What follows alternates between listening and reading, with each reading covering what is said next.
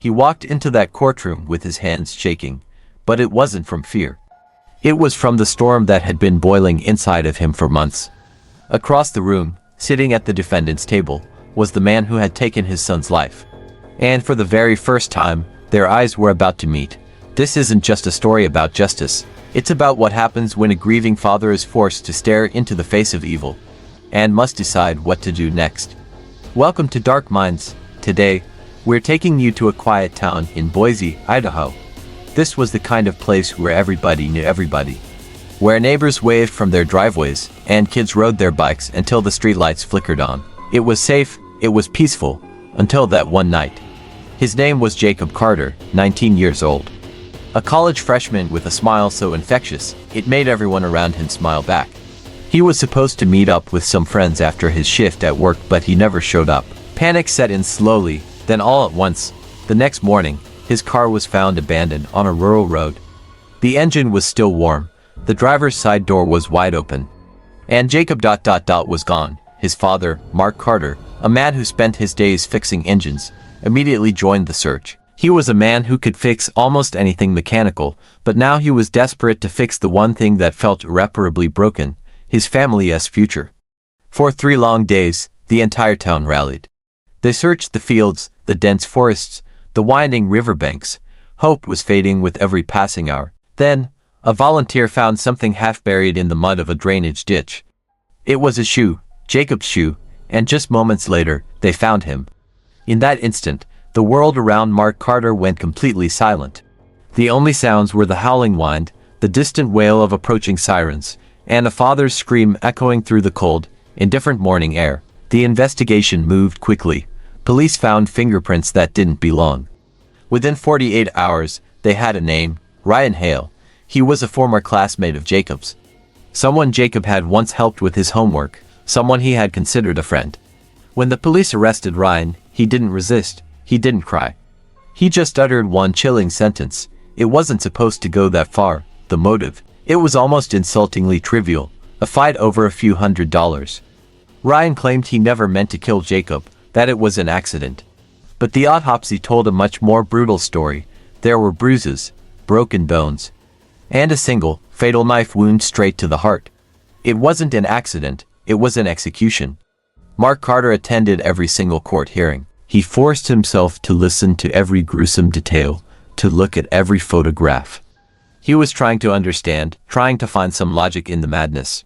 How could a kid his son once shared a lunch table with turn into a cold-blooded killer? In the courtroom, Ryan Hale sat motionless. He showed no emotion, offered no apology.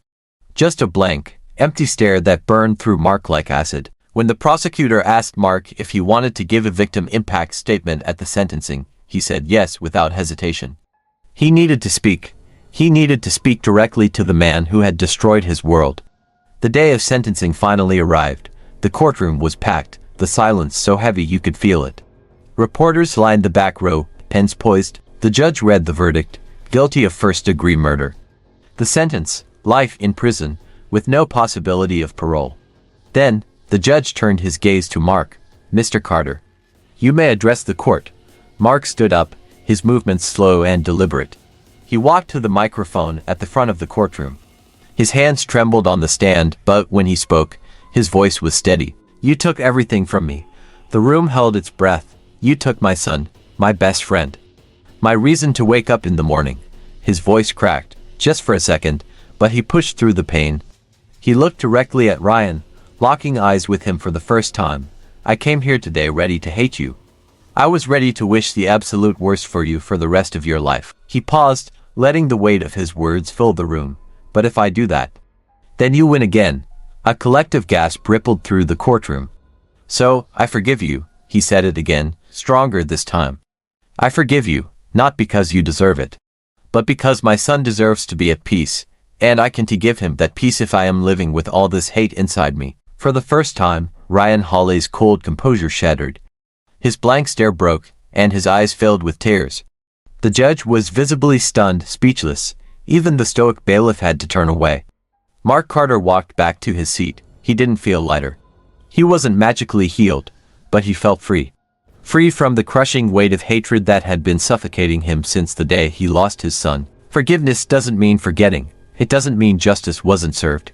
It means choosing not to let darkness own what's left of your life. In an interview years later, Mark Carter explained his decision perfectly. I didn't forgive him for him. I forgave him for Jacob because that's what my boy would have wanted. Sometimes, the hardest form of justice is mercy. Every case we explore here on Dark Minds isn't just about the crime itself, it is about the incredible resilience of the human heart and what it can survive. I have to ask you, what would you have done in Mark's place? Could you find it in yourself to forgive the person who took everything from you? Let us know your thoughts in the comments below. If this story moved you, please hit that like button, share it with someone who might need to hear a message of hope, and make sure you subscribe to Dark Minds, where every story hides a darker truth. Thank you for watching, and I'll see you in the next video.